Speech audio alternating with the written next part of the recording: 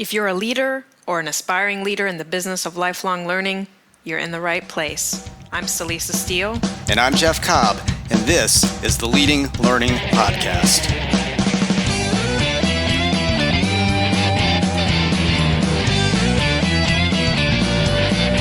Hey there, and welcome to episode 81 of the Leading Learning Podcast. In this episode, we're joined by Stephanie Owen. Stephanie is the Director of Education with the National Wood Flooring Association, or NWFA, where she has led that organization's efforts in implementing digital credentials, certainly a hot topic right now across the lifelong learning landscape. Before we get to that interview, though, we want to take a moment to thank Castle, our sponsor, for the second quarter of 2017. Castle is an accomplished full-services certification and licensure testing company that also offers its clients a variety of learning solutions capabilities. With an expert team of testing and instructional design professionals and a 30-year history of excellence in its field, Castle understands what it takes to develop and deliver quality learning and certification programs. To find out more about Castle's custom learning solutions, go to leadinglearning.com/Castle. We also want to note that recordings from our recent Learning Technology Design, or LTD, virtual conference are available. We created LTD specifically for professionals in the business of continuing education and professional development, and you can get access to all of the great content delivered at the live online event by going to ltd.leadinglearning.com. For this episode's resource, we want to highlight our complimentary Association Learning Plus Technology report. This report is based on a survey of a broad range of trade and professional associations, and it provides the most comprehensive insights currently available on the use of technology to enhance and enable education in the association sector. And you can get access to that for free by going to tagoras.com/learntech. And of course, we cover a lot of ground in that report. We look at learning and technology quite broadly, but one specific area we touch on is the use of micro-credentials like digital badges. And I believe that was really the big focus of your conversation with Stephanie Owen. Absolutely. We talk a lot about what they're doing with digital badges at NWFA. We also talk about how they rolled out those digital badges along with NWFA University and sort of talk about the driving factors behind it, what they've learned so far in terms of the rollout and implementation. And I think Stephanie and NWFA are at a really exciting point right now to talk and share what they've learned, because they have a lot of the planning and the decision making behind them, but they're kind of, and they've gotten the initial rollout out there, but they're still definitely in that sort of learning moment of, what can we do to continue to promote the adoption of these badges. So it was a great conversation, and I think there'll be a lot that folks who are maybe interested in getting into digital badges will find of use in the conversation. Well, and we've known Stephanie for a while. She's a very dedicated learning professional, somebody who takes it extremely seriously, and we've highlighted some things that NWFA has done before, particularly with the use of social proof, and we'll be sure to link to that in the show notes. But they're always interesting. Stephanie's always interesting, so really looking forward to hearing this interview. So without further ado, let's roll it.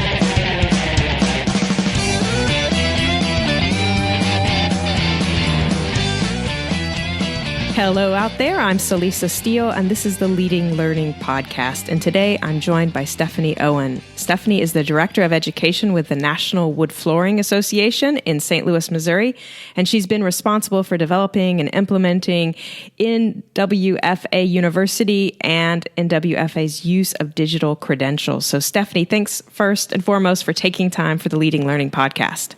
My pleasure.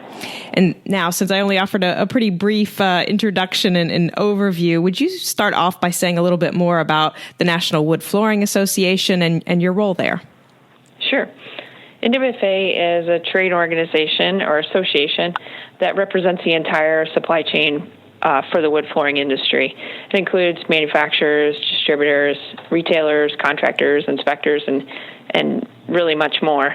Our mission for the association is to promote the uses of wood and then also to provide members with education and training. My role here in inception, when I started, was to develop the online university, and that launched in July of 2016 very successfully. And since my role is kind of even just in terms of managing the university, but it's also developed into kind of a strategic role to address the labor shortage and to promote wood flooring as a viable career path. So it's been fun, and looking forward to seeing where this new direction takes us. Yeah, it sounds like a lot is happening there. So as you mentioned, the NWFA University kicked off in July of 2016. And I'm interested, before we kind of dig in more around digital badges, which I'm really interested in, but my understanding is that you kind of coupled that rollout of digital badges with sort of a restructuring of your education and certification, which was part of that launch of NWFA University. And so could you talk a little bit about what sparked the idea for that restructuring in the first place, and then what that restructuring has looked like, what changes you have made? Sure. Upon arrival here, we had a certification program that had been in existence for probably 20 plus years. And it was structured to award certification by years of attendance, attending a hands-on school, and completing an online test.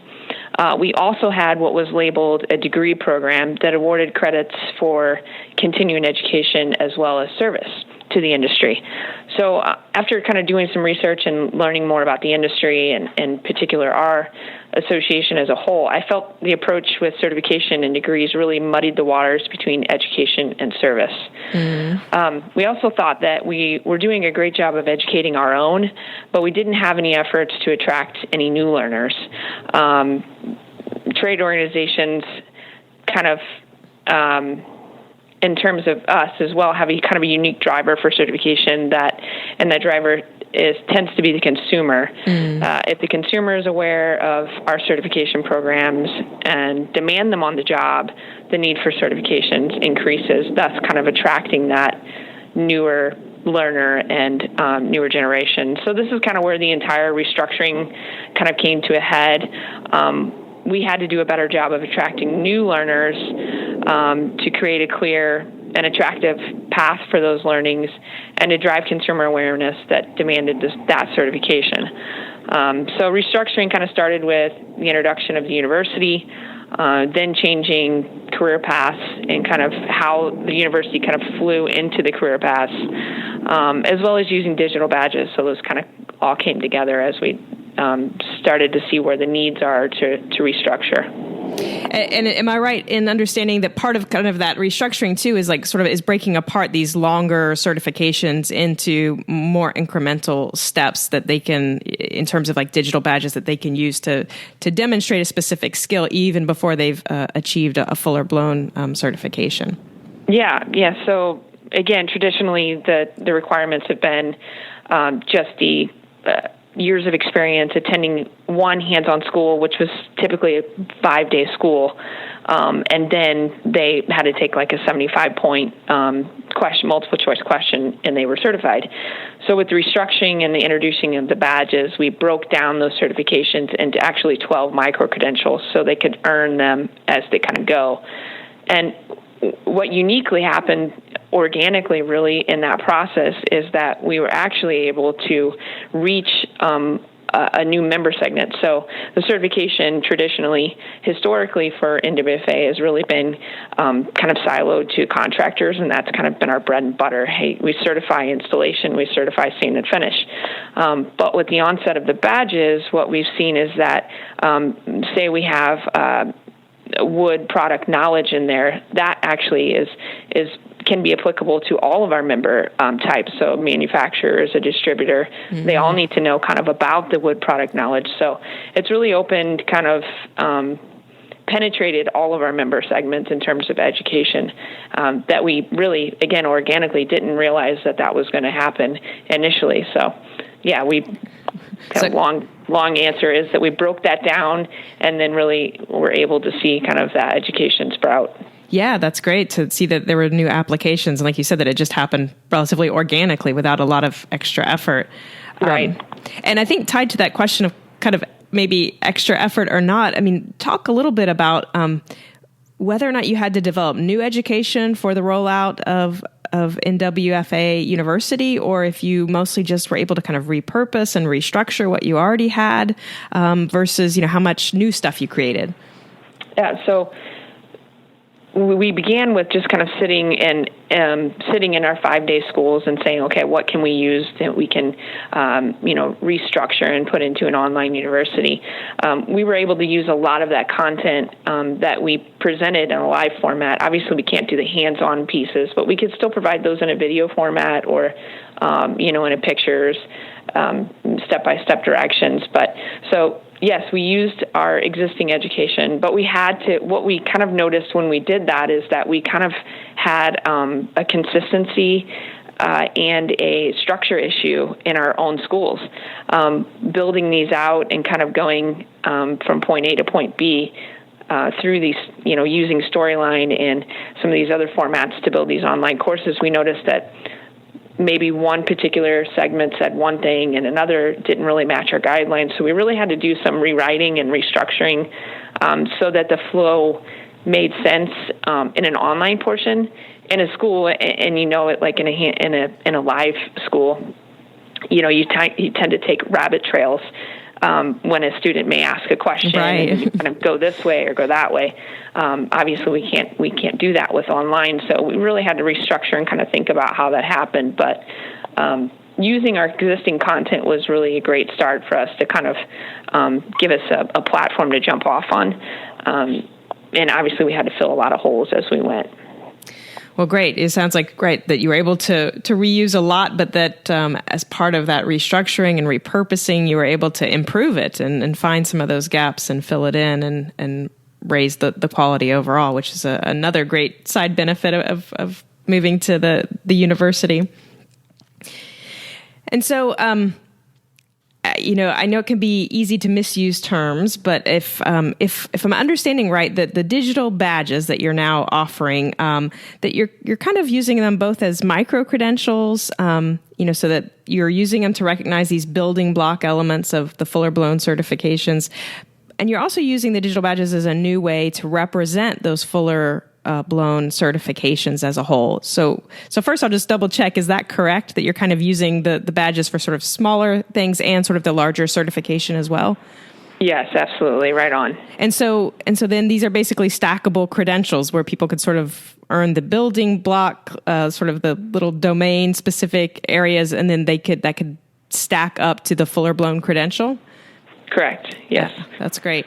And so at this point, where are you in allowing people to get to that fuller blown credential? Is that already possible, or you're sort of still in the process of rolling out those sort of underlying blocks that make up the fuller certification?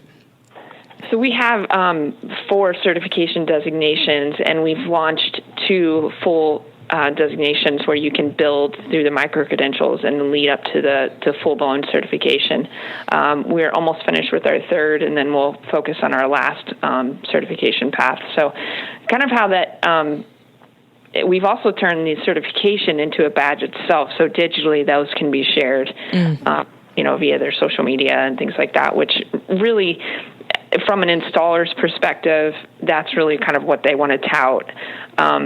However, as I mentioned before, we've really been able to kind of use the micro-credentials to kind of market the other segments. When you think about as a consumer that maybe I'm looking for a specific type of layout on my floor, may it be a herringbone layout, and if the contractor or even a sales representative is using that digital badge to show that they are competent in that skill, whether they're selling it or they're able to install it. As a consumer, I can say, oh yeah, they're also a certified installer, but they really know about that herringbone layout. So maybe I'm going to use that guy because he knows a little bit more about that than this other guy does. So that's kind of why we did the micro-credentials, and how we broke it down is we really did it, kind of geared it and modeled it so that it was really a skill set versus just kind of knowledge. And I think we've done a really good job of branding that piece of it too, so that they can kind of use it. They can use it by itself, or they can use it within that full package as a marketing tool. Well, and I think related to that, I mean, Are you worried, or were you worried at any point about, kind of confusion over what the badges signify? If you have some badges that signify sort of these smaller chunks of expertise, like that herringbone floor, versus, some badges that represent the fuller blown certifications. Were you at all worried about that? Yeah, maybe initially, but as I mentioned, I think we've done a pretty good job of branding the badges to complement certification. And it represents just a small piece of the learning. And I can use another example. For example, there's an individual badge that might represent the job site preparation, but that badge itself doesn't indicate proficiency in installation as a whole. It just indicates proficiency in one's skill. So from the contractor's perspective, I don't think there's any confusion that we've created there. The consumer, I still think we're doing a lot of work on our end to educate the consumer that these even exist, and that certification is, something that they want to demand in their home. But in terms of us in the marketplace, no, I don't think we've created any confusion. In fact, I think we've maybe strengthened the certification and what it means. Because they have to go to the university and kind of build on these credentials, they kind of feel like, okay, I really can do this job site prep, or I can check this, and I really feel competent in this, or I can go back to that knowledge and I can show it to my consumer on the job site and say, okay, this is what I learned, this is why I'm telling you this, NWFA has certified me in this area, and this is why. So I think it's really kind of strengthened it versus caused confusion. And so, correct me if I'm wrong, but I'm guessing that you probably didn't have experience, rolling out a digital badge offering before you were at NWFA. So, how did you go about learning, what you need to know in order to, design and develop and roll out the digital badges that NWFA is offering? Yeah, and you're right on. This whole process was totally green to me. So I attended a lot of webinars, read white papers, studied other organizational models, particularly kind of tried to stick to the association model versus just the education model, because those are kind of two different organizational models that they go different directions. One you're kind of selling, and one you're kind of earning in a different way. I think the most helpful kind of through that process was sitting down, whether it be a phone call or at a Tagoras event or somewhere else, just kind of sitting down with whether it be the technology provider or an organization, and kind of just asking questions about their experiences, kind of the good, bad, and ugly. What did they, what was good about it, what was rough, and what would they never do again? What would they learn from? So I think that's really kind of how we did it. And again, we kind of have a unique market in how we did things. So obviously I learned from others, but we really had to tweak it based on our model. Well, right. And so, you just talked about having conversations with other organizations, especially associations that were working with digital badges, talking to technology providers too. So how did you go through the process of finding the right technology partner for your digital badges? What issues and what criteria wound up being deciding factors for you in picking a partner? For us, we had to start with kind of our strategic goals, or restructuring and how this new path would impact our existing path, and how, were we going to integrate it with something that had already existed, or were we going to start with something new? Because we did kind of a grandfathering concept where we grandfathered our current certifications at a level with the new path, we knew that we were going to be automatically issuing thousands of badges upon day one of implementation. That was before anybody could earn through the new way. Right. So we knew we had a large number of users, and two, we had a large number of badges that we wanted to issue. So those two elements really played a large piece in it. Technology providers typically will either provide a cost per user or a cost per badge issued. So weighing those two options in terms of us having to issue to 1,000 people at about 3,000 badges right off the bat was kind of probably the biggest deciding factor on what provider we went with. Gotcha. We also kind of thought about, okay, what do we want in the future? How do we want these badges to be integrated with current systems that we're using, whether it be our AMS or Association Management System, or LMS, or consumer site, which is where kind of our badges are displayed from a marketing perspective for our those that have earned them. So how do we want that future model to look? While we may not have the dollars to invest in it now, it's definitely something that's on our roadmap. So that was another kind of piece to the puzzle too, that we wanted somebody that was capable of doing that, as well as kind of had an easy API to work with. So yeah, those kind of those deciding factors, and talked through with different providers. Tagoras has provided a couple of different people that we looked at, as well as kind of doing our own research. It's kind of like LMS is like there's a ton of them out there, so you really had to hone in. Okay, what is your strategic goals with it, and then align that with what the technology provider provides. Yeah, no, that certainly makes sense to start at that strategic level and work from there. So, if an organization is considering digital badges, but they really haven't dug in and gotten started in any meaningful way yet, where or how would you recommend that they begin that process? I would start with kind of evaluating their current offerings and ask, would digital credentials provide value to our members within those current existing structures or without? And if so, how? The value proposition is really important, and that's something we've learned as we've gone, is that you really have to hone in on that value proposition for your members to kind of buy into it. And I think that's kind of the biggest question you have to, don't just do it just to do it because it's kind of a trend, but how are your members going to respond to that, and how does that fit into your current offerings? And I think the next would be kind of really, again, does it start with, do you integrate it with something that's already existing and kind of restructure your learning, or do you just start fresh with something new? And digital credentials don't have to go with certifications. There's a lot of different uses for them. That's just kind of how we've chose to use them.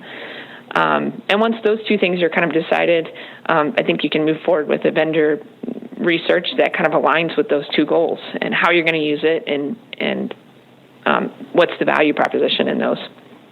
Well, great. Thanks for that advice. And, you said when you were talking to folks as you were getting started, you wanted the good, the bad, the ugly. So I'll ask now, if you had the chance, to do over what, up to the point where you are now, is there anything you'd do differently in terms of the design or the development or the rollout of digital badges at NWFA?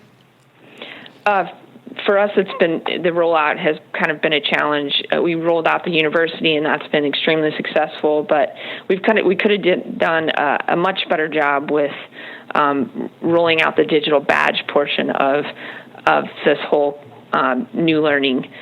We proved the statement to be true. You can't teach an old dog new tricks in our industry. And we have a lot of boomers that have had their certification and have held it for a long time, and they're really struggling to see the value. And that's kind of where I said value proposition is really important, because for us, we really have to show them the importance and to drive in the value of these and how they can use it in their market, to market themselves as a professional to the consumer, those kind of things. So that has been really key in terms of how we've done it. We're working on courses, videos, articles, and other marketing strategies to kind of drive that home. But if we would have done that on the front end, we would probably see a larger success rate right off the bat.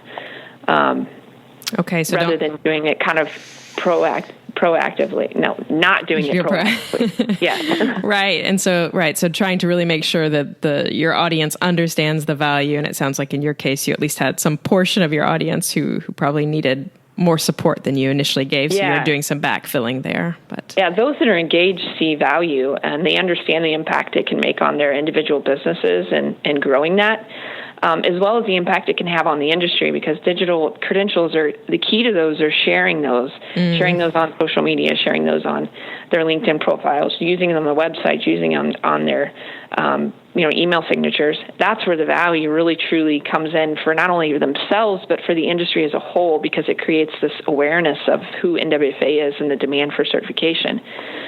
So when they see that and the light bulb clicks, it's there, but we have to do a better job of educating the masses versus just that small segment that says, yay, we're on board. There's still a lot of them that say, I don't understand. We're working on that. Gotcha. Well, so far we've been really focused on digital badges and NWFA University, but let's widen the scope for a bit. And I just would like to ask, what's going on in learning these days that most excites you? And I'm going to leave it open. This could be something, that might have application or potential application at your organization, or it could just be something in general that excites you as an individual lifelong learner. Sure. As I mentioned in the introduction, my role has developed into kind of advocating for the wood flooring career path as a whole. In education, especially in trade organizations, we're seeing kind of this misconception about trade labor and jobs and careers. Parents and schools are pushing students to four-year universities where kids are kind of falling through the cracks every day. They're graduating with significant debt and no career options, or they're dropping out and just kind of sitting and figuring out what's next for me.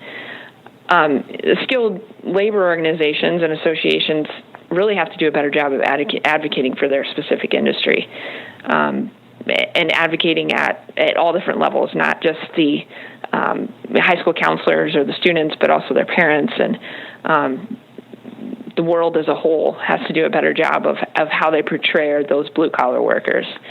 And we, as an organization at NWFA, is working on just those kind of things. We're developing a career path that includes educating parents and children about our industry, just basics as early as first grade, and then partnering with a number of different organizations to create more touch points and exposure as they move through their elementary, middle school, and high school careers. Well, that sounds really exciting. Yeah.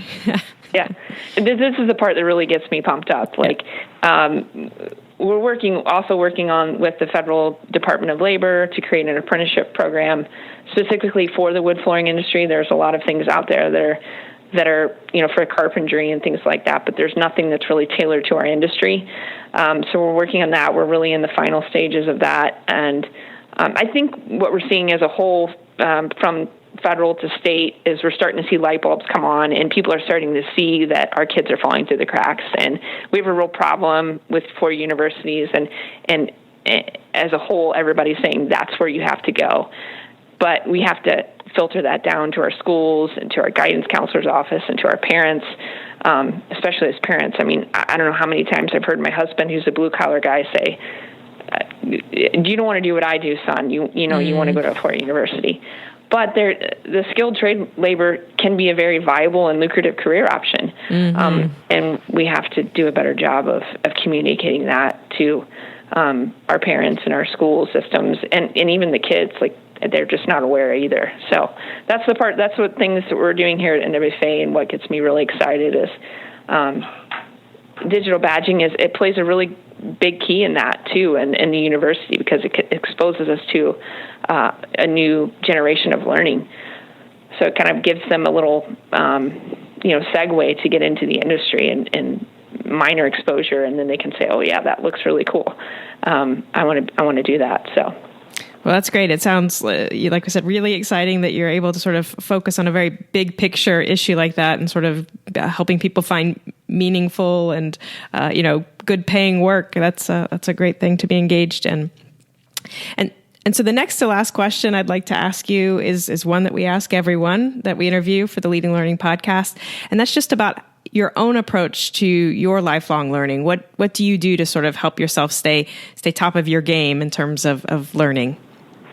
Yeah, and I know most people that you interview say they carve out a specific amount of time each day to read, or blogs, books, white papers, those kind of things. And I do those things and find them successful. But as I mentioned earlier, I really learn from interacting with others. I thoroughly enjoy picking up the phone or sitting down and having those face-to-face conversations with someone that has already experienced what I'm getting ready to go through, and to learn from their, like I said before, their good, bad, and ugly, what experiences that they really thought really well, and things that they learned from, and they would, glean some advice for me.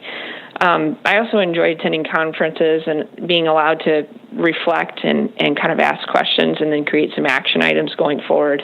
I'm not saying this just because this is a Leading Learning podcast, but I've really enjoyed my time at your events and to course events, and kind of being surrounded by like-minded people, where you can bounce off ideas and they don't give you a furrowed brow. They say, "Oh yeah, I'm going through that too."